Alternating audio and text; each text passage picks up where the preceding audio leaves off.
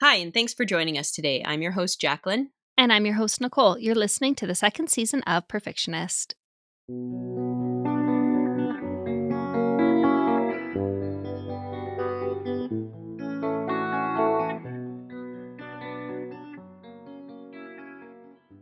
Welcome to Books and Bevvies, where we chat all things book related and sip on some interesting beverages. Today's beverage of choice is Gatorade.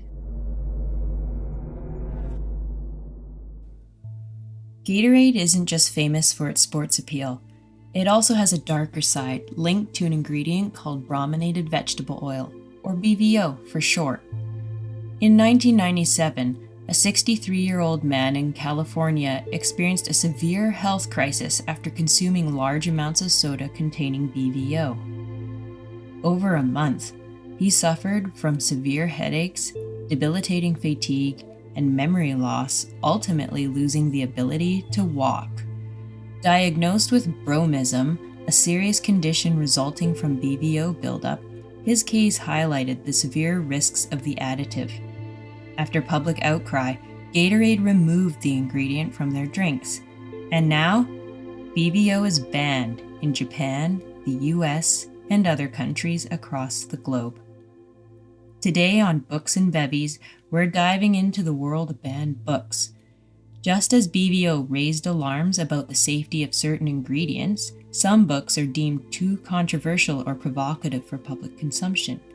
But where did it all begin?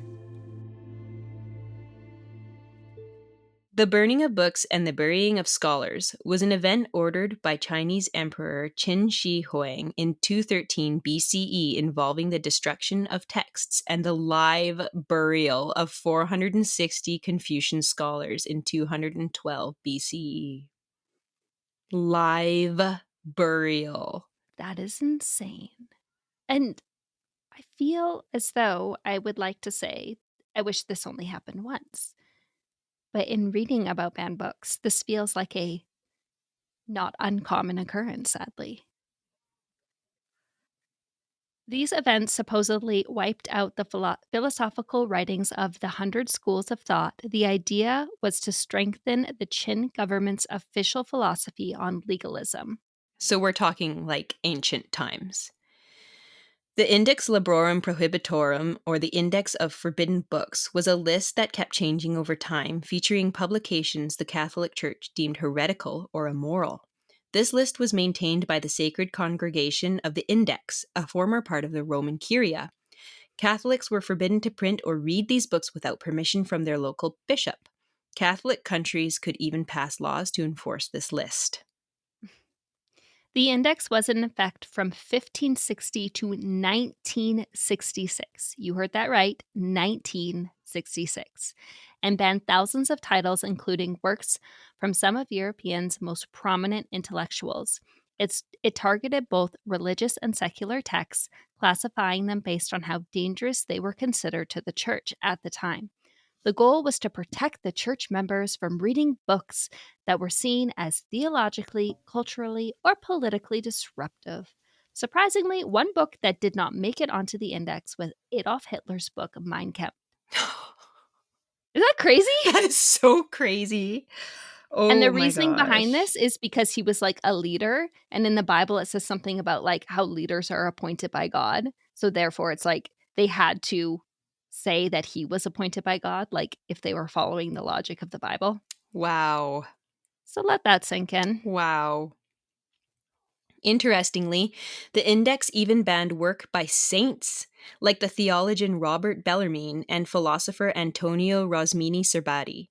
It also included scientific works, like Johannes Kepler's Epitome of Cornucopian Astronomy, which stayed on the list for over 200 years, and philosophical texts like Immanuel Kant's Critique of Pure Reason. Unapproved editions and translations of the Bible were also forbidden. The index didn't just list banned books, it also laid out the church's rules on reading, selling, and censoring books. This is crazy. It comes down to we want you to think a certain way. We Yes. want you to only be given information that is in line with what we want you to believe. Yeah. It's all Like about power. And Well, control. it's censorship. It's like, this is what we want you to think, so here are the books that agree with our thoughts. Yeah. Brutal. Ugh, And and so we will see this as a interesting. pattern. Yeah. So let's jump forward to the 20th century. We're going to focus on Canada for the sake of simplifying a complex and nuanced topic since we're based in Canada. So, The Hoax of the 20th Century by Arthur Butts, published in 1976, was banned in Canada, classified as hate literature. It is anti Semitic and has unfortunately been very influential in the Holocaust denier movement. The RCMP has destroyed copies as recently as 1995. Another example, The Naked and the Dead by Norman Mailer, published in 1940, was banned by the Minister of National Revenue in 1949 for obscenity. I think it is important to note that the minister was said to have banned the book without even reading it. So, how they knew it was full of obscenity, I don't know, but apparently they were informed. This book is about the experiences of a platoon in World War II and features themes such as dehumanization of soldiers, same sex relationships, and misogyny. It is unclear how long the ban lasted, but despite its ban, The Naked and the Dead is highly regarded as one of the best works of literature about World War II, depicting an unfiltered reality. Mhm. More recently, Lost Girls by Alan Moore and Melinda Jebby, published in 2006, was denied importation in Canada initially, citing obscenity, but an appeal by the publisher to the Canada Border Services Agency determined that not to be true and has subsequently been unbanned. As quoted from a letter from the Senior Program Advisory of the Prohibited Importations Unit of the Canadian Border Services Agency, quote, these depictions are integral to the development of an intricate, imaginative, and artfully rendered storyline, and the portrayal of sex is necessary to a wider artistic and literary purpose, unquote. For context, and because we've done an episode on fractured fairy tales, this book focuses on three main characters: Wendy from Peter and Wendy, or essentially Peter Pan, Dorothy from The Wonderful World of Oz, and Alice from Alice's Adventures in Wonderland. They're portrayed in this book as adults, which is important because the book contains and is focused on explicit sexual adventures, although some of the adventures they reflect back on are from when they are much younger. Also, it is a graphic novel. Many retailers have stated that they would not stock the book due to its graphic nature, but would order the book if a customer requested it. This book was like, well, I've never read the book, but I read the synopsis of the book. Yes. Intense. I know. I looked up this book. Well, I looked up each book on that we're talking about on this episode. And this book, I looked it up and then I dug further and I kind of went down a rabbit hole and I was like, yeah, Sorry, Alice in yeah, Wonderland. I know, right? Like, very appropriate pun. And I was like, wow. I just remember like us reviewing that one. What was that? What's it called again? The Peter Pan one we recently read, Hooked. Hooked. And I remember how I was like, oh, I was kind of off put at first because I was thinking of these childhood, like, Yes. but then I read about this one and I was like, okay, this takes that to a whole other level. Yeah. Because in this story, like the three characters meet when they're older, but they're like reflecting on their past. So the actual stories about the like their sexual adventures are from when they're like younger. Like I don't like not children necessarily, but like younger. Yeah, because one of them, I can't remember which one it is supposed to have been elderly in the book or something. Yeah. Yes. Yeah. Because I think they're supposed to be following like how old the characters would be if you kind of chronologically said like, okay, this book was first published at this time period, so it would make them this old now, Yeah. kind of thing. I'm assuming that is not a fact, that is an assumption. But I do think it's fair that a bookstore would choose not to display this book on shelves given it's a graphic novel. I Yeah. don't know what the images depict. There were a few I saw online, and most of the images I saw online were very like PG, Tame. like they just were. But I don't think that's probably the case given the content of the book. I'm sure there are Well, can you just more imagine explicit. going into a bookstore with your child and they see a book with pictures? So they start Yeah, and they're flipping like, "Oh, through what's it your book?" and it's essentially like pornographic, right? So they're Yeah, they're like I can understand that call. yeah. But I could also understand like if they kept it in the back and if someone requested it to just go get it for them. Yeah, or, like, if it's, like, a smaller indie bookstore, they can have a display behind. Like, you know how in some, like, Yeah. liquor stores, they'll have, like, some of the alcohol behind, like, Yeah. the smaller ones? Yeah. So, they could do something like that where it's, like, still in the store, but it's not where children can grab it off the shelf. Because I Yeah. mean, if an adult grabs it, who cares? Ex- Like, you're an adult, you can exactly. just put it down if you don't like it. Exactly. You don't need to be like, "This is offensive, take it off your shelf." Just put it down Yeah, if you put it don't down like and it. walk It's away. that simple. Scroll by. Yeah. But, yes, when it comes to children, yes, we need to protect them Yeah. from explicit material. Yeah, for But sure. in the world of adults, let people make their own choices. Exactly. I totally understand and agree with the hoax of the 20th century being banned because it's Holocaust denier. And there are people out there who deny that it ever happened, which is insane. Yes, misinformation Mhm. is it when it's not fiction, when it is blatant misinformation that is trying It's to harmful. teach people alternate history, Yeah. it's harmful and it's not it doesn't have a place in my opinion. Like, no one needs to learn false facts on anything. Yeah. So, Yeah. it's just unnecessary. Yep. It's just a book of lies. And speaking of, like, effects on society, like, if you have books out there that aren't being truthful, it can affect society, like, but how else can books and banning books affect our society? One of the most famous free speech cases is a trial over Allen Ginsberg's poem Howl in 1957. Ginsberg's poem, which had explicit content, was published by City Light Books, leading to a big legal battle. The publisher, Lawrence Ferlinghetti, was charged with obscenity. It's interesting the publisher was charged. Yeah, that is interesting. In court, the defense argued that despite its controversial nature, Howl had real literary and social worth, and the judge agreed, ruling that the poem was not obscene. This decision was a huge win for free speech in the USA, showing that even explicit content can be protected if it has a significant value. Mhm. I listened to the poem and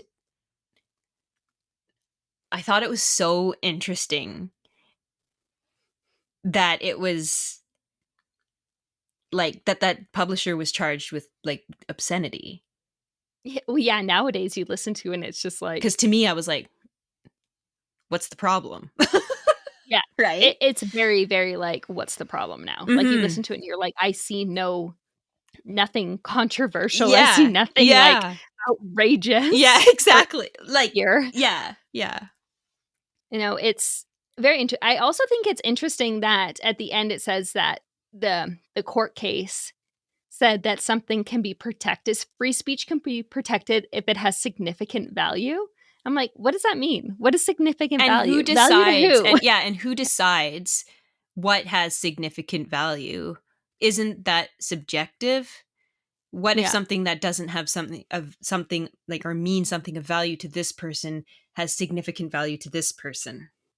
Yeah. So I I guess thought that was a they must very mean culturally or societally. But yeah, that's interesting. interesting wording. Mhm. And I also really I enjoyed the poem. I listened to it as well. And the very because it's broken into 3 sections and the very beginning section, it was just very Jack Kerouac on the road.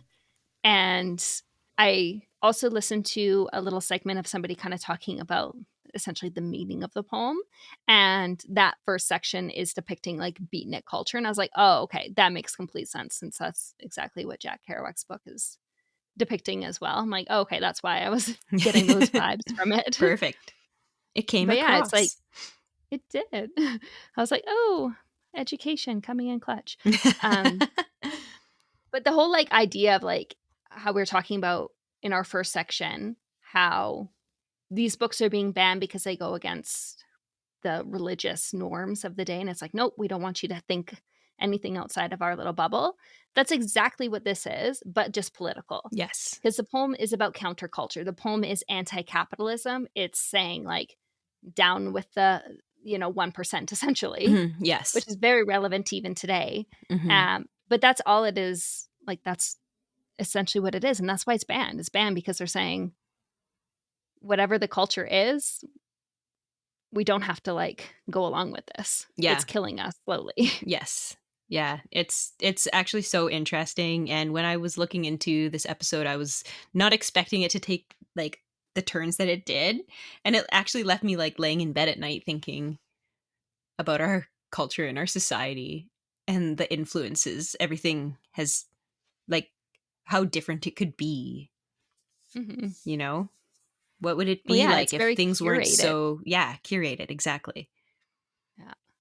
Yeah. Now, this poem I find is very relevant. So if you are someone who's never listened to this poem or have never like heard of it, it's not being introduced to you. It's I think even today it's worth a listen because it's very relevant in even our zeitgeist. Yeah, and that's Howl by Allen Ginsberg. So, unbanning books can be a double edged sword.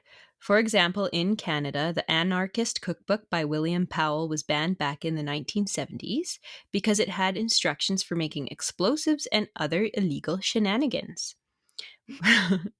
William wrote it as a teenager after having some experiences with Vietnam veterans during the time in the 60s when the Vietnam anti war movement was going on.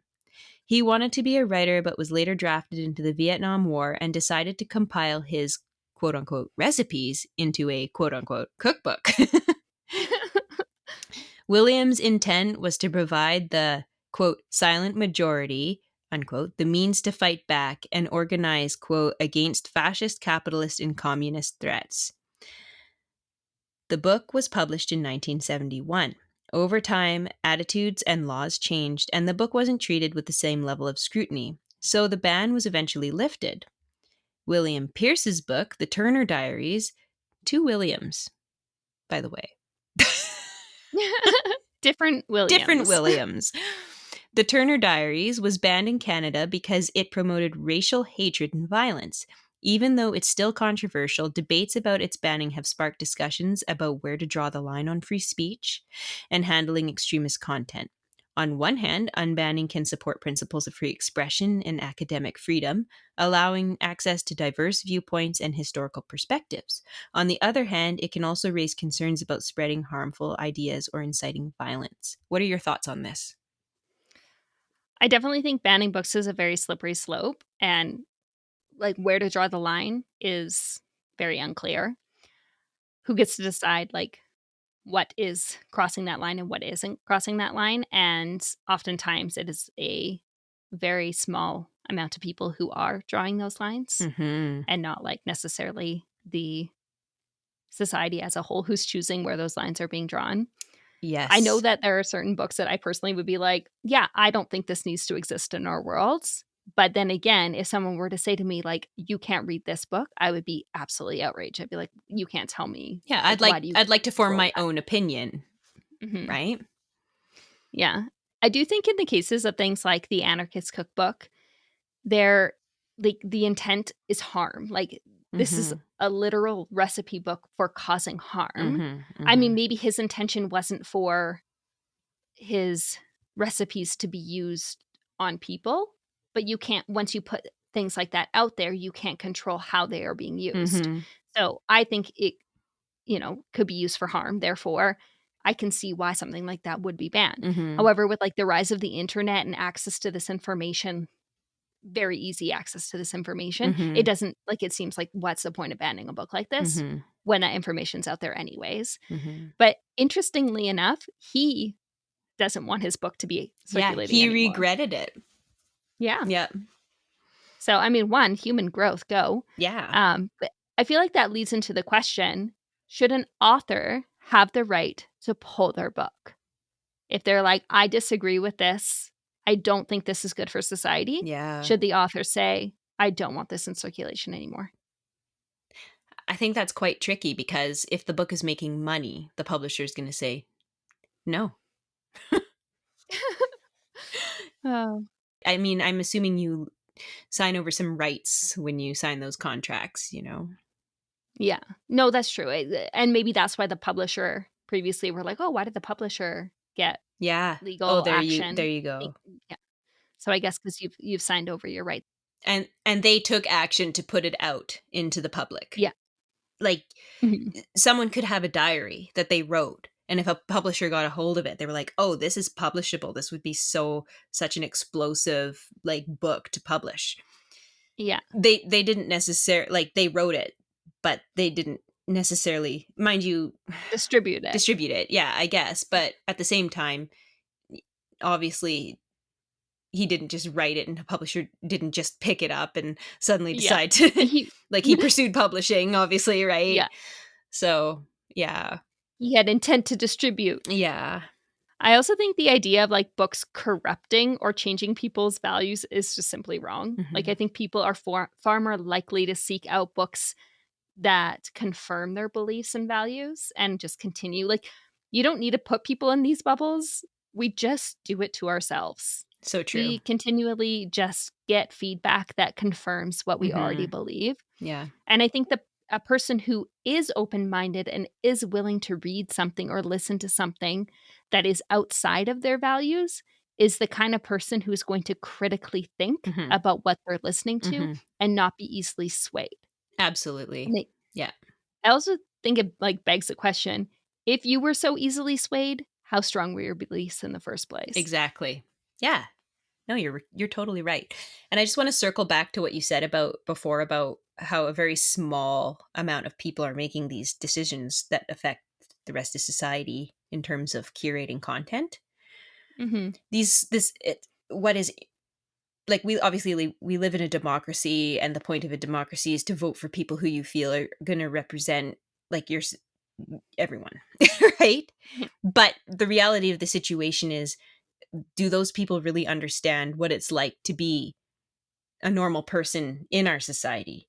I think that there's a disconnect there now, and especially in terms of like, income and stuff like that, like, they're not necessarily understanding what regular people want or need. Mhm. And along with that, regardless of if, like, even if the person, like, is chosen to represent, if they have very specific values, their values are not going to represent the values of the entire populace they are representing. It's Mhm. impossible. Mhm. So they're going to uphold their specific values Mhm. regardless. Like, they are biased. Every person is biased, Yeah. and they're not going to get rid of that bias, and they're going to continue to push their own agenda Mhm. regardless of how, like, altruistic they originally intended to be. Mhm. They're just going to push their own agenda, Mhm. Yeah. and it's not going to be what Human everybody Humans wants. are flawed, and every human is flawed, regardless. Mhm. Regardless. Period. Regardless. Yeah. Yeah. I think for me, the distinction between fiction and nonfiction also comes into play with banned books. I find it hard to understand banning a work of fiction, even if it has, like, really, like, strong, disturbing content. Yeah. If it is just a make believe story Mhm. that It's is fiction. intended for adults Yeah, it's and is it's fiction. It's no different than, like, the most horrifying horror movie. It's Mhm. fiction. It didn't actually happen, right? Yeah, So and it's not out there to try and sway your ideas. It's not telling you, it's not rewriting history. It's not like, it's just a story. it's important to understand that it's fiction, and I think there's definitely people out there, though, that also think about the responsibility of all authors, whether they be fiction or nonfiction, and the content that they put out there and how it could affect people. But I disagree with that to a certain extent, just because, circling back to what you just said about people and their convictions and their beliefs, do they have strong convictions and beliefs if they're swayed by a book that is the opposite of their convictions and beliefs, especially if it's fiction, because you go into Mhm. that knowing it's fiction as well. Yeah, and as consenting adults, you have the choice to not engage with that material. Mhm. Like, do I think there's another conversation to be had about not necessarily banning books, but um, allowing only appropriate books for certain age groups to be present in specific zones and areas of the world? Yes, because it is our job as adults to protect children, and that means giving them age appropriate content in all forms. Hmm. But as adults, you make the choices of what you choose to read and what you choose to engage with. I mean, children's brains are not, they're developing. As once we're adults, after we reach a certain point, our brains are developed. So go for it. But these poor children, they, like you said, they need to be Yeah. protected. Yeah. And like that is a whole other Yes. conversation that Yes. we like banning books. Like we're talking about books that are banned on like a more larger scale, like a national scale. National scale, yeah. Then there's Yeah. book, like we could do a whole other episode on books banned in certain schools in certain states or provinces. Uh, Hmm. it could be a really interesting episode as well. Yeah, and I feel like a very, very different topic in a lot of Yeah, ways. Like, yeah, yes, it's banned books, but I think they're very different beasts yes, in absolutely. and of themselves. Yeah.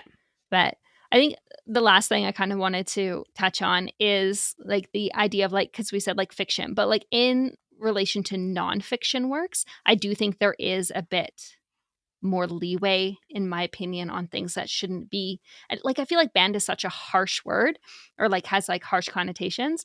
But for example, like someone who is writing a manifesto and they have gone out and hurt a large number of people and then have written this manifesto and their entire purpose is they want to become famous for doing this horrific act. Do I think that should be available to people? No, I don't. Hmm. And as a fan of true crime, I get like the wanting to know the inside, like the workings of Hmm. these people who do these horrible things. But at the end of the day, they did it because they want to be famous. Do not give them what they wanted. Yeah. So a good example of that is Robert Pickton and Mhm. how he wrote a book and it was on Amazon, but of course there was a huge outcry because that, like, first of all, these people, you also don't know if they're telling the truth in their story. So then they're manipulating the essentially the reality, right? Yeah. That's problematic, especially like when you've literally murdered people. Like Yeah. no, that should not be allowed because it's only gratification for them.